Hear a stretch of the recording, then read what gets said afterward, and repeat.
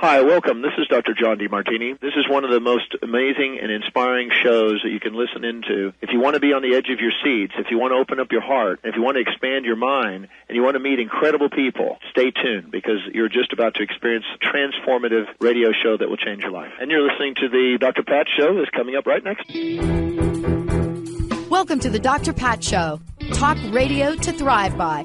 Powerful, inspiring, and coming to you live, bringing you stories of people like you and me, busting through and living life full out. Get ready to dare to wonder what your life would be like if you knew you could not fail.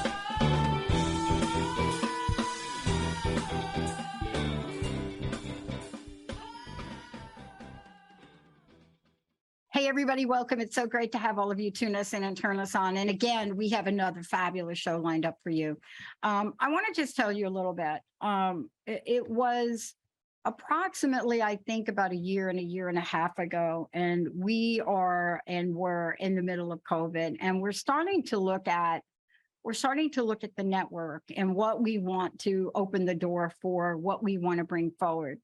And I remember myself, Linda, and Jessica, and we're sitting there and we're talking about, okay, what is it in our world that we absolutely want, and yet we don't have yet? I think it's actually a little bit longer than that, because it was like smack in the middle of my first knee replacement, right? And I remember us talking about that, and we're all sitting around, and I said, here's the thing. I loved when I launched the Power Up Show. I said, I just loved that we're bringing those topics that were so part of my life when I was younger. And, you know, and so we had a little conversation. Of course, Linda's known me that long. And so she understood. And I said, you know, we have to have a door, a consciousness window open for people to come through to us, to bring the power of the voice of freedom forward. That was all I said, you know, just the power of the voice of freedom forward. Yeah. I don't even know what that meant. It just like came out of my mouth, the power of the voice of freedom forward. And what I thought about then was the series of events that began to happen. And I met 3 incredible women. And these 3 women, they kind of came together. You're going to hear how they came together. I think kind of in a similar way, but they had come together. And what they had come together to do, in their own words, which you'll hear today, is they had come together to bring forth a conversation, an inflection point conversation, cultivating change from the inside out, how to create a brave space for conversations about personal transformation, anti-racism, activation, and accountability. See, and I love that. And And when you look at the shows that these 3 women are doing, and you look at what they're taking on, and you're looking at the conversations, and you're listening to them, what you find in why people come together and why it is so important to bring different people together that may not always agree, is what you find is something so much greater than the individual. Now, I got reminded of this yesterday in a pre-record I did with Dr. Krista Lee Crane. And I cannot believe some of the stuff that came out of my mouth, that came out of her mouth, that is just been kind of there. But what is it that we can do to go beyond that? And what I mean by that is go beyond that, to have a place where we are educating, where we are coaching, where we are teaching, where we are learning. Today's show is Activism Through Coaching Model, a catalyst for true, I want to say allyship. I think that's correct, with my very special guests. But they're radio hosts, they're TV hosts in their own right, Anita Russell, Mavis Bauman, and Gail Hunter. These are the 3 women you're seeing on the screen today. And I cannot even begin. I could go on, but I don't want to. You're going to get to know who they are, what they stand for, and what it is they have a vision in action for today. Because when we think at a coming together of sorts, does the old way work? Or do we need to literally tune into an energy that is so much greater than any one of us? Thank you so much, all of you, for joining the show today. It's great to see you. It's great to be here. Yes, it's wonderful to be here. Yeah, thank you. Do y'all remember like some of the first meetings we had, and we were like, oh, maybe we should change the background, or I can't get my camera to work, or I mean, just like I was remembering, and then I'm watching the evolution. And, what I love about this, and I want to start with this question, activism through coaching model, I want to talk about, but I want to get the underpinnings of that. And Anita, I want to start with you, because I think it took all of you to get your feet in the game, then to realize, oh, the shoes I'm wearing, they don't fit right. We got to get bigger shoes, right?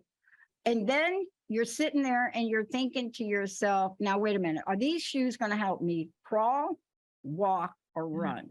And I'm talking today about running. Anita, tell me about this for you. What has this evolution been like for you to be able to come here forward and talk to people about what is being created in the minutes that we're speaking now?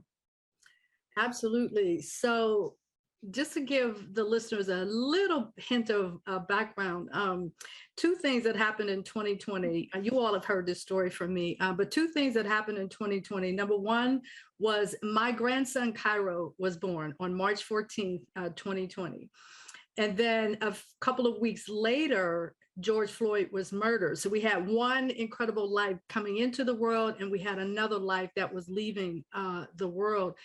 And those two things sort of ignited the work that we're doing today. And it started off for me with a very simple conversation that I had with my daughter, Cairo's mom. My two daughters were preparing to go out for a Black Lives Matter protest in Pittsburgh following the murder of George Floyd. And I would like to just sort of parenthetically say, I think the George Floyd moment was one of those moments where everybody will be able to look back 10 years from now and remember exactly where they were when they saw that video for the very first time, right? So my daughters are preparing for a march. And my younger daughter, she's very expressive sometimes in her emotions, and I can tell like that when something is bothering her. So I sat down with her, we had a conversation, and we talked about the fact that in my lifetime, right, in that moment, 3 generations, my mother protested, I protested, and now my daughters were preparing to protest. But our attention was really on whether or not Cairo, who at that time was about 3 months old, whether or not Cairo was going to have to protest in his lifetime. And that question just opened something up inside of me. And once it came out, I couldn't put it back. And so that became the Cairo question. And the Cairo question became sort of that spark, like I said earlier, that really started this work to go. Because what I realized is, what I want the answer to that question to be is no. Yeah. Cairo does not have to protest for his birthright to peacefully and freely exist in the skin in which he was born. So that question just took on like such a big dimension for me. And out of that, I wrote a book called Cultivating Change from the Inside Out, The Power of Being Human. And then from there, I created this activism through coaching model. Then I got Mavis and Gail involved in the whole entire thing. And just to, the last thing I'd like to say before I allow someone else to speak is, the reason it's activism through coaching is because that's what I do. I'm a personal transformation expert, and I help people to kind of figure out where they are, because sometimes people don't even know where they are. They need help just to kind of define the space that they're currently living in. and then figuring out where is that place that I really want to be, and recognizing that there's a gap in between. And that gap in between is where coaching happens. It's where personal transformation happens. And so doing the work that we're doing in response to the Cairo question and anti-racism activation, as Pat had mentioned, it made sense for me to kind of look at this through that activism through coaching lens, because it's what I was doing, being an activist, but then I'm also coaching, but really, really helping people to look at themselves and understand, where do I fit in personally in all of this stuff with the George Floyd murder, the January 6th insurrection? Where do I fit in with all of that? Yeah. My gosh, thank you for sharing that, because that really is at the bottom of so many things. And thank you for setting the backdrop for what we're about to talk about, because we don't even know what we don't know sometimes. And I never thought in my life, I will tell you this, and I'm telling you, I'm swearing it like it was yesterday. I never thought in my lifetime I would ever again, for as long as I live, have to worry about who controls my body. I thought, been there, done that, got scars from it. But there's something happens when we just take our foot off the pedal a little bit. And I don't mean about being angry. I mean about consciousness and awareness. And that's really brings me to Mavis and Gail, because here you both are now. You have become part of an energy and a team of this. And when I first met you all three were all in.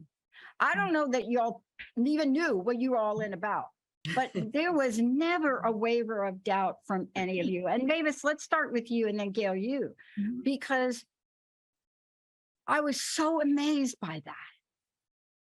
And each of you has a very personal reason for it. And I would like to hear from you, because this idea about activism through coaching, and we'll get back to this, Anita, it really talks about concepts, pillars that we really need to pay attention to. Mavis, for you now, reflecting back and bringing us forward, right? You're still, but everybody's still here. Hello, good.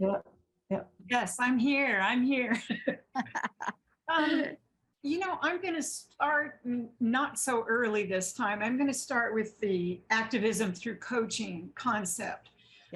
I would not have ever called myself a racist. I would not have thought I had any racist beliefs.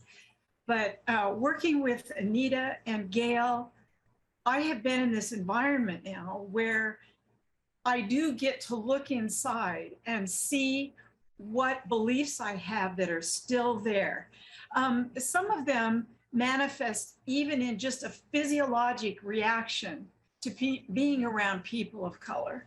It's like, where did that come from? Right. I never, before this podcast, I never noticed that was happening.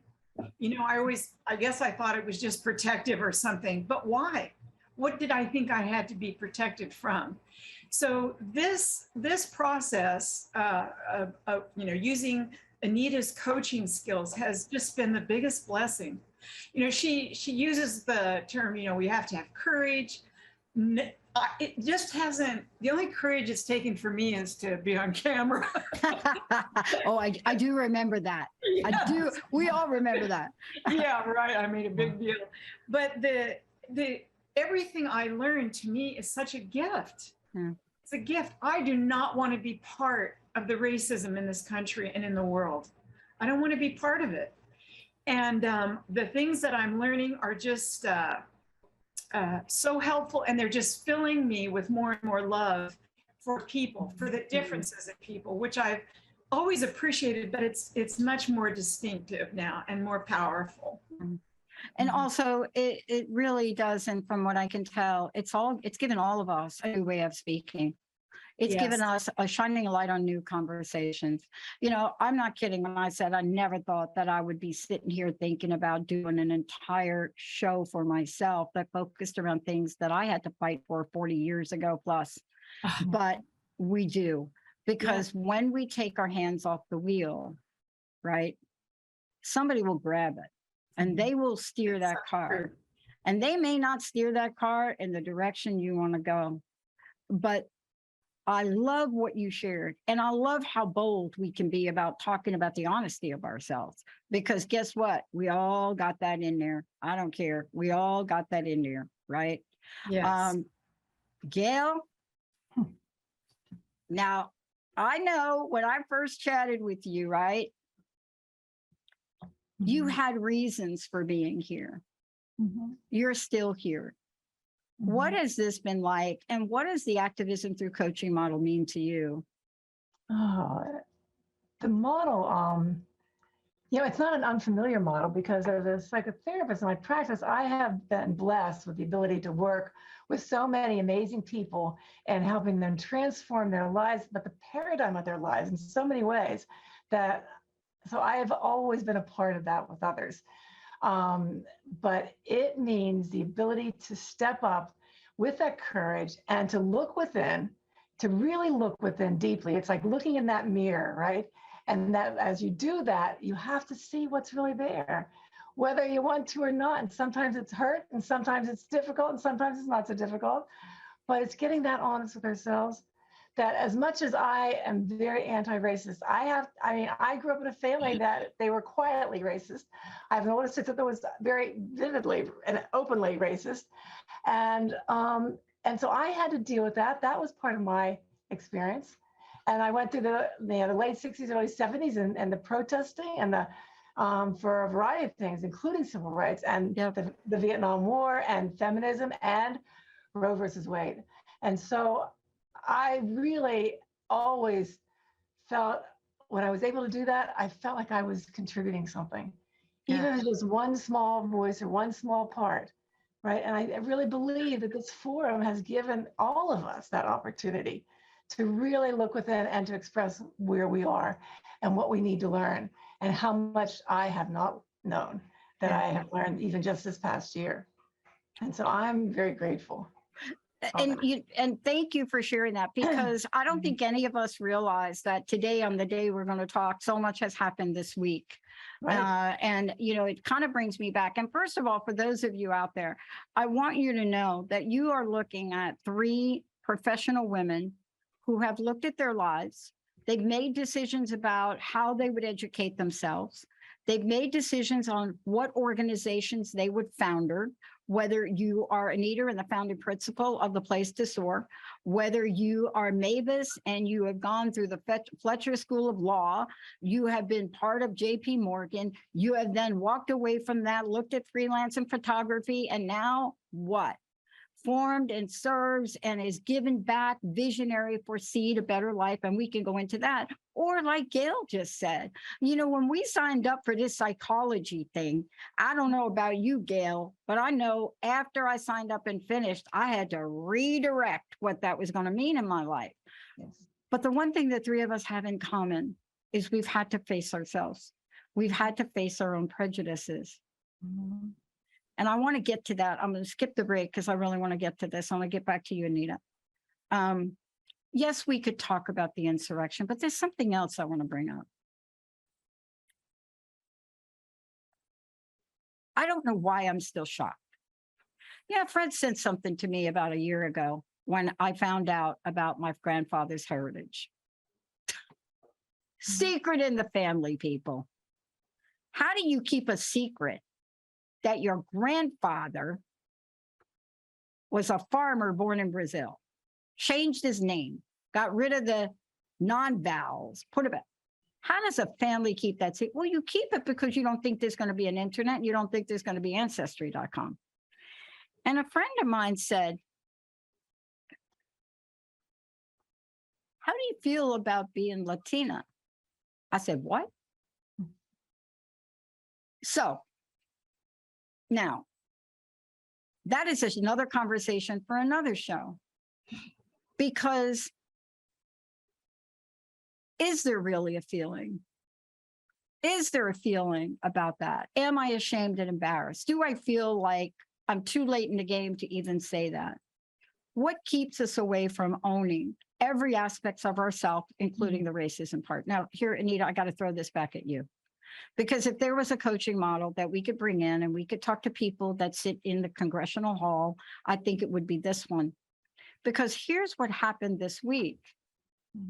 There was a bill on the floor to try to protect same-sex gay marriage, but that wasn't the only thing in the bill. There was a clause in there about interracial marriage. And I thought, what? What do you mean? What do you mean that could be banned? You see, do you understand how my mind is being blown right now? Okay, I know there are other things in that, but I got to hang on to those too. We always knew that the gay marriage thing was going to come up time and time again. Never thought Roe v. Wade would come up.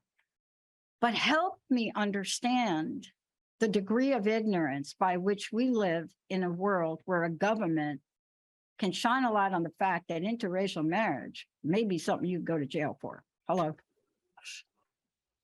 I am with you 100%. When I read that, it blew my mind. I didn't believe it. Right. Did you believe it?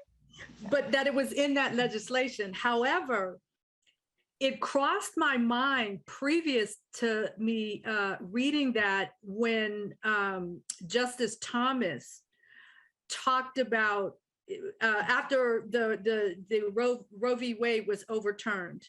And then, the justices were kind of giving their thoughts, if you will. And I think it was, I can't remember which one of them it was, that was basically saying, no, this is it. This is just, we were just looking at Roe v. Wade. We're not going to look at anything else. Justice Thomas said, oh, no. There are other things that we can take a look at, which included the gay marriage, things like contraception in marriage, which I don't even know how is that even a thing? Contraception in marriage. But the one thing that jumped out at me that he did not allude to is interracial marriage, because he's in an interracial marriage. Yes. And so it just kind of blows me away that you want to place this lens on other people by saying, well, maybe we shouldn't have this, or maybe we shouldn't have this. But then the piece of it that relates to you directly, because in my mind, if you're thinking about these things in those types of almost absolute terms, how can you leave interracial marriage off the table? You left it off the table because now you're talking about you personally. So you can't leave it off the table when it's focused on you personally, but then you want other things to be on the table when it's focused on other people. Like, that was what clicked in my mind. It's like, well, if you're going to visit that, why are you leaving this one out? Oh, I'm not going to leave that out because I'm in an interracial marriage. Like, how does that even make sense? Yeah. But I want to hear from the other ladies too. I mean, were you like me? I mean, I consider myself kind of up to date on stuff. I'm not I don't glue myself to the news, television, or any of that. But I didn't even think it was a thing we had to protect. I mean, come on. And if that is a thing we have to protect, come on and crawl out under the rock, because we already know that the Senate didn't pass the equal pay bill. We already know that this is just a level of crazy town that I had to pinch myself. I said to Linda, I said, what year are we in? Right. And she said, I think we're back to the year where you were marching every week. Richard Nixon was the president. Right. I mean, she went on. Yeah. Okay. Mavis and Gail. See, let's talk about this for a minute, because I want to get to what anti-racism activism and the journey is about, because we are talking about that. There are bridges that we cross in our life, and we have to make a decision. This morning, I did an interview where we make a decision to be happy. I want to talk about this. That is one thing that we can do. But we also have to make a decision about what is not negotiable for us. And then, are we going to do anything about it? Or we are just going to zip our lips and just not say anything, Mavis? What are we going to do? Help me here. I'm not going to zip my lip, but I think it's kind of an American characteristic to be a little bit passive, because we've been so safe. And then we are shocked when something like Roe v. Wade being overturned happens. I don't know if you've seen the film Who We Are. Jeffrey Robinson talks about the journey toward anti-racism, how there have been successes, and we're going up this hill, and we're doing well, and then we fall back. Yeah. We're doing well, and we fall back. It's just unacceptable. In my mind, I was thinking, oh my gosh, in my life, we've made a lot of progress. Well, right now, it feels like it's all being taken away, and it's shocking. It's just shocking. And I appreciate the opportunity to be in this space because, I'm just not a very outspoken person in terms of protesting and that, but I feel differently now about these issues. We have to be involved. We have to be vocal. And I think there's a lot of people like me. We care deeply, and our voices are not being heard. Yeah, Liz Cheney, everything on her plate is now like in the back burner. Career, 20 points behind in Wyoming. Ask her if does she care? Yeah, but okay, I want to pop this over to Gail, because Gail, I want you to talk about this too. Mavis, you're right. Somebody said to me, people say things to me. So you get a sense that people will email me and text me and they would just say stuff to me, right? Like they just say stuff, just like stuff. They're like, I heard you do that show. I also heard you say you're not going to go out and protest again. So you're going to do nothing, Pat. No, I didn't say that in the interview. That is not what I said in the interview. Right. But Gail, look, you are like the rest of us. You are working with people. You understand what's going on in the gay community as well. You take a look at your life, and all three of you, but a life's worth of work and effort. And I got to ask you, from where you sit, do you feel like this is a step back? I hope not, let's say. But I know that from working with people, that change doesn't happen just like a straight line up. There's always resistance to change, right? So you want to honor the resistance and keep moving forward and keep moving upward. And so that's how I try to look at this. So, okay, so there's this resistance, and it's a major resistance. I never thought I would ever hear that, Roe v. Wade was going to be reversed, that somebody was going to dictate who I can love and who I can marry, that was going to dictate what my sexual orientation would be. All of the issues, right? Let alone that if I am whatever color skin I have, doesn't matter, right? It should never matter. And because we are all collectively, we come from the same source, we all are human beings, right? And we've lost that sense of humanity and that sense of humility, that sense of collectiveness that we have to begin to start looking at again. So what's going on here? So I'm grateful that filter has been taken off, because you can't change what you can't see, right? And that's whether that's within you or outside of you. Yeah. And so we see, and now we must do something different. Yeah. I want to talk to you three. We're going to take a short break, but I'm going to say something right now. I'm going to give everybody time to think about this, because most people understand the way I feel about things. And I will tell you this. I grew up in a family with a Republican dad and a liberal stepmom. And you should have been around those holiday dinners. Just saying. But what I learned from that is I learned the art of conversation. Now, my stepmom did not have education. She had her first child 12, second child 13. She didn't have the formal education.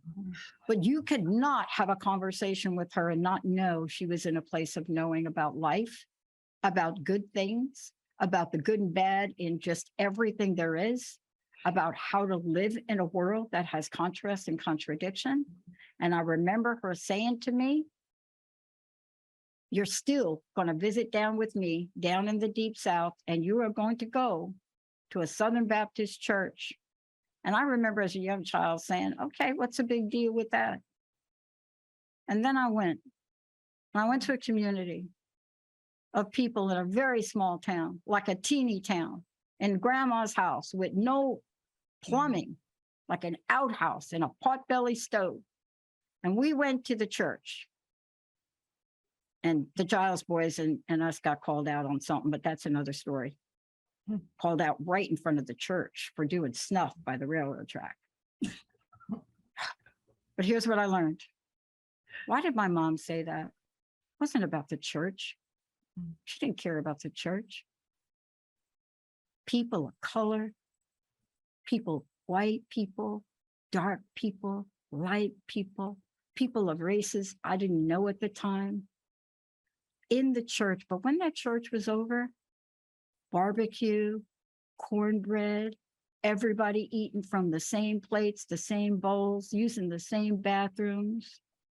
And I thank my stepmom who's looking at us right now and saying, girl, you better do me right.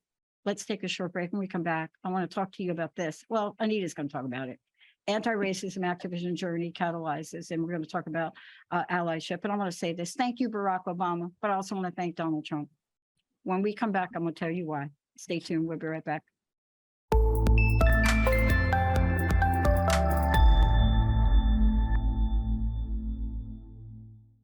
Hey, everybody, welcome back.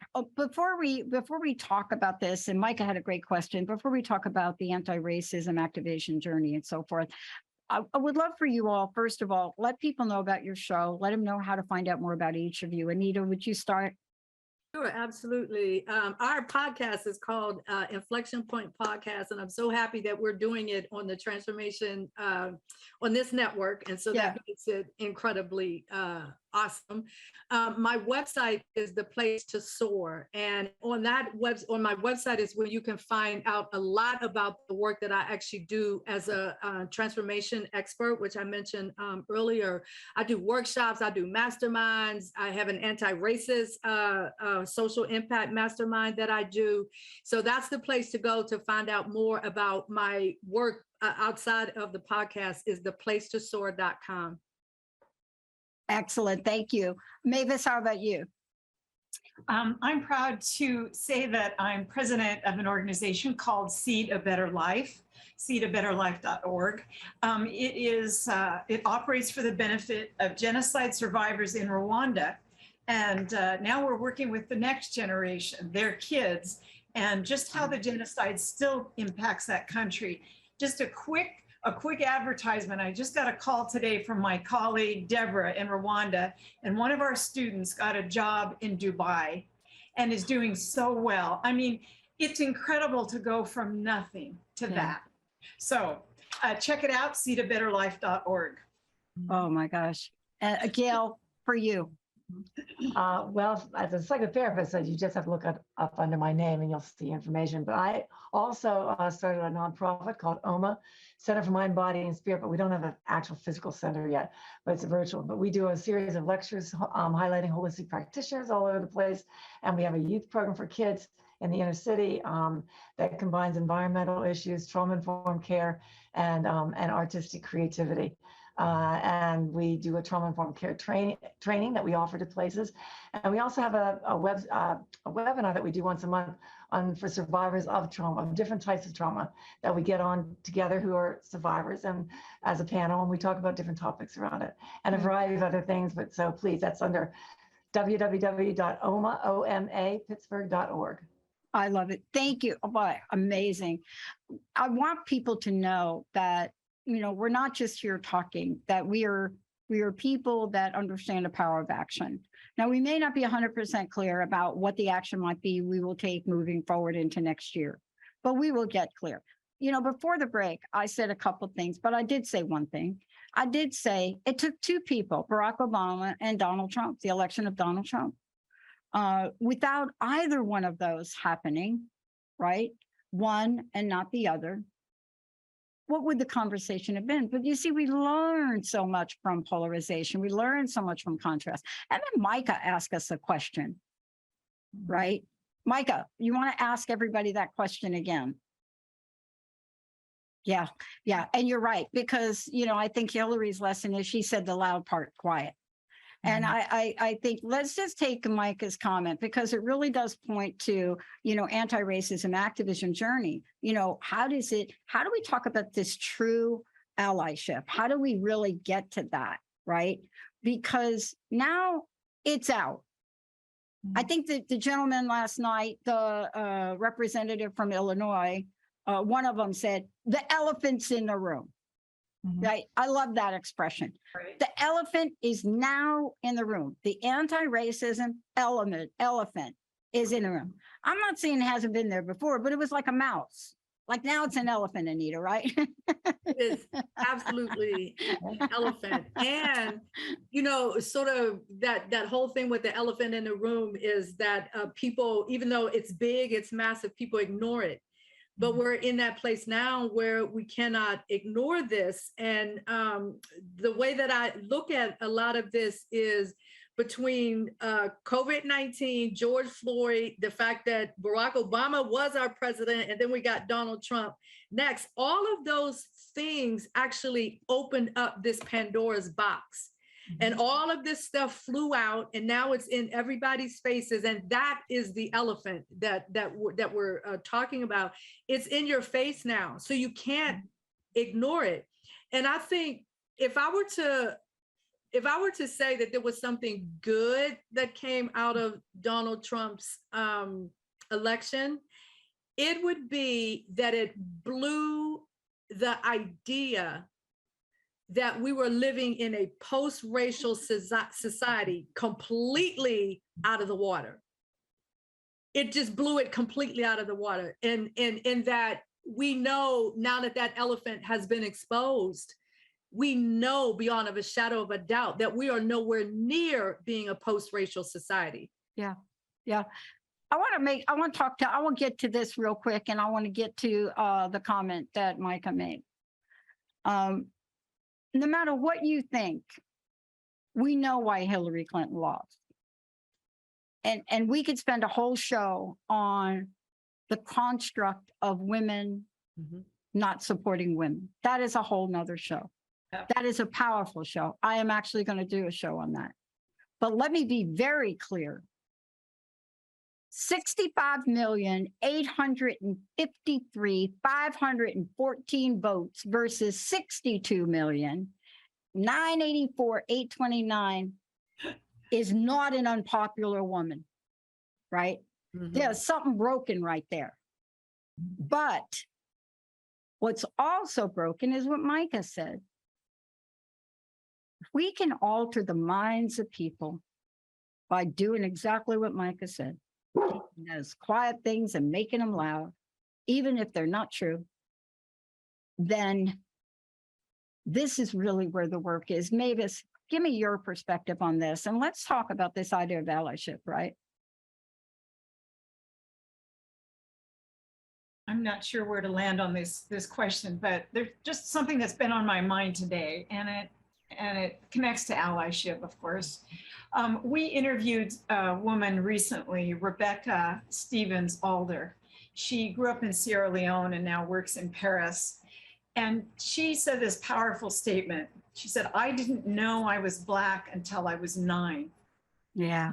And it's just such a shocking statement to hear. Like, how could you not know? It's because we created the label. And what I hope as, learning as an ally and continuing to do more work, that we can discreate that label and focus more on humanity as a whole, because our needs are all the same. We might have different opinions, different tastes, but not having compassion for each other is not working. It's not working. And, in the world that Trump uncovered, it exposed that lack of compassion and understanding for each other, among so many other things. Did I speak to your question, Pat? Of course you did. Of course you did. Of course you did. Because you see, the question is one where we're getting new realizations right now. We're getting new realization. Myself and my sister's 12 years older than me, and we grew up in an environment where the opposite was true of us. To the point where my sister was 12 years older than me, and when she moved out, she continued to live in the projects in Yonkers. I don't know if you all know anything about the projects in Yonkers. When people think about that area of the world, we don't even talk about that. We want to talk about the Bronx. We want to talk about, places like that. We don't talk about Compton. But I'm going to tell you where my sister decided to live and kept her door open in that arena.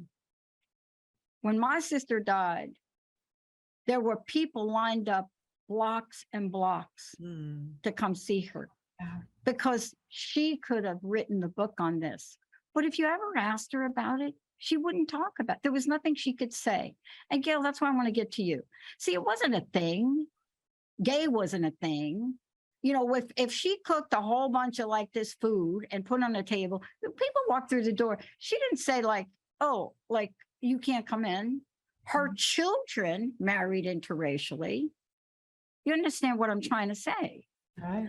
And I wish she were here to help me understand how she did it. But I know what she would say. She would say, what was in my heart was pure love for humanity.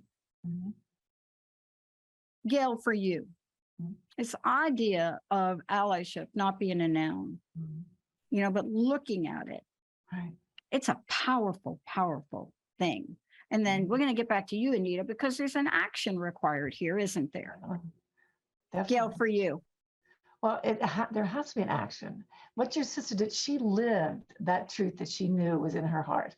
She lived that truth of what humanity is, right? She just knew it. She just lived it and she experienced it. And that's what we all have to get to, I think. But to get there, we have to begin to dismantle all the distortions and the inaccurate belief systems and wherever they came from. But we have to look in that mirror and see that within ourselves. And then be able to access that truth that I think came here with us each in our hearts. Yeah, I do believe it came here. And I love that my sister was 12 years tainted. To be honest with you, I don't actually know how, because I know my dad's side of the family. I don't know how she did that. Anita, let's talk about this, because this is now a conversation where we move into a point of action. You know, we already understand what the crossroad is. You know, we have now more things on a plate than we did when you all started this show, right? Absolutely. And just kind of thinking about this idea of allyship, I read an article as we were kind of putting together one of our earlier episodes, and it was an article that was about that there's this rare group of people, specifically white people, who grow up in racialized environments, right? At the local level, if you will, their towns, their homes, and all of that. But they don't take on that posture of being racist. It's just something about some of those individuals. And I think the key for me is that love of humanity. Because if you truly love humanity, those types of things don't even have the opportunity to take hold inside of you. Because you're just of this different caliber of individual, right? So I'm saying that to say that Mavis and Gail both, to me, fit in that type of character, if you will. So then when I kind of start thinking about the idea of allyship, one of the things that I share with Mavis and Gail on a regular basis is that the way we set this show up, it models true allyship. And what I mean by that is, if you think about anti-racism activation as a journey, Gail, on the one hand, has been on that journey for a long time. She grew up in the 60s protesting. She worked with the Panthers and all of that sort of thing. And she is a true ally. Mavis, on the other hand, didn't have that kind of background. She basically grew up in a white community, didn't have those connections to Black folks in general, but it was still something in her that made her go through life and not adopt the racist stance in life. I think that's a gift. Yeah. That's a powerful, powerful gift. And so with the three of us coming together, particularly with Mavis, because she's coming from that other type of background and everything, but she brings her whole self into the work. And she doesn't walk into the work, and I'm just using Mavis as an example, right? But she doesn't walk into the work like, I know what you should be doing, speaking to me as a Black woman who is putting together this anti-racism work. I think we should do it this way because I'm an expert in this, and I'm an expert or that, and I have this experience, because that's what a lot of people who are attempting to be allies, they want to bring their professionalism into the mix. They want to bring, their degrees and all of that. But Mavis checked hers at the door. And if you want to be a true ally, you have to be willing to check that at the door, because the rules of the game in true allyship are different. And allyship is not a noun, it is a verb. Not only is it a verb, but it's also a lifestyle. It's this lifestyle where you have the capacity to let the sense of humanity override these other little things, genderism, racism, sexism. When humanity, your idea related to humanity overrides all of that, that's the real power of allyship, right? And also your mindset. So if you have a very fixed mindset, if you know Carol Dweck's work, she did a lot of work in the area of mindsets, growth mindset, fixed mindset, and then there's also a benefit mindset. But that fixed mindset relates directly to racist thinking, because you think in a very rigid, very structured kind of way, and you have the belief that that cannot be changed. It is what it is. And if you happen to be on the short end of that, you just kind of go with the flow because that's just the way that it is. Right.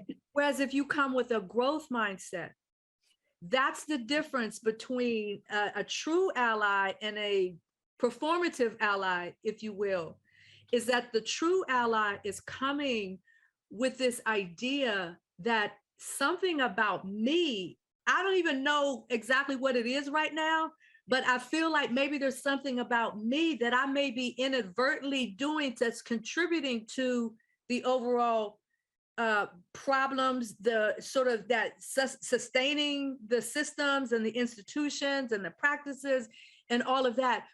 What is it about me? Because I don't like that. So what is it about me that I need to change? What is that growth that needs to happen from the inside of me, starting off with my thoughts, my ideas, my beliefs, my attitudes? What are those things in relation to living in a racialized society? What are those things that I really think and believe? And then the other side of it is, what are those things that are emerging in my words, my actions, and my behaviors? You have to have that strength, inner strength within to be a true ally, because it's all about examining yourself and holding yourself accountable for the role that you decide you want to play in change. Wow. Aren't we lucky to work with Anita? Oh my God, I'm lucky to work with all three of you. I would also like, in the few minutes we have left, also to hear from you, Mavis and Gail, about your personal messages, where this has brought you, just the way, Anita, you did. I asked my mama, I said, why did we move to Plainfield, New Jersey from New York? Now you understand, we could have moved to any part of New Jersey, any part. And do any of you know the history of Plainfield, New Jersey? Plainfield, New Jersey is the home of where the riots began, contrary to what everybody wants to believe. But it is the home where the riots began. And I said to my mother later on in life, I said, I got to know why Plainfield. You could have moved anywhere, Mom. You could have moved to North Plainfield. You could have moved to South Plainfield. She said, yeah, she's from the South. So she said, yeah, honey, we could have. She said, but North Plainfield was way too white. South Plainfield was way too much of nothing. And I knew your two sisters would never go to high school. You'd be the only one. And I needed to put you with your people. And I just looked at her like, what? Now, this is this woman. Do you understand the underpinnings of a woman I really didn't get to know till later? And she was right. I would have been lost had I not gone to Plainfield. I would have not had friends. Let's hear from you, Mavis. Let's hear from you, Gail, because I was reminded of that thought 2 days ago. I'd forgotten asking my mom that question. Mavis, Gail, from you, how do you want to take us out? Take us out. Thank you all. Well, I do feel very grateful for the gift that Anita described. I cannot take credit for my curiosity and my affection for the Black community. It just was given to me. And I want to really make use of that. I want to see what I can learn about myself. And let me tell you, this personal growth has just been monumental. You know, I think I'm at risk of thinking I know like everything. I've been old enough, studied enough, but it's so not true. As Anita says, I don't know what I don't know. And this has just been a joy to go on this exploration. And I really encourage other people to do that. This is not an us and them sort of exercise. This is about each individual and what role do we play in the way our society functions. Oh, I love it. Oh my gosh. Gail. That's true. That's right. That we each have the ability to make an imprint on anyone and everyone by just being more authentically honest with ourselves first and looking within, and being able to then be able to trust in what we hear and choose differently if we need to choose differently. See the truth of even what is positive, but whatever that is, we have to take that veil off of our own eyes first and be able to look within and then begin to make those changes to actually to resonate more about who we truly are as a human being, and that what we came here knowing, what we came here with was not against humanity, it was for humanity. Yeah, I love it. Anita, last words? Allyship. If there's anybody out there, anybody out there who wants to know more about the work that we do together, and there's other things that we've done together behind the scenes that we haven't had to talk about, but just go to theplacetosoar.com, and that's sort of your starting point. You could reach out to me. There's information there about this work that we do along the lines of anti-racism, allyship, and all of that. So we're looking for people to come on board with us and take that journey. And by the way, for all of you, I will tell you that we have a project in the works to do a 2-hour show with a panel. And that panel will include people from our network, this group of women right here, Dr. Kathy Aubert, Dr. Krista Lee Crane, and so many others. We are going to put a panel together on this in the next month. Thank you all for tuning us in and turning us on. We'll see you next time.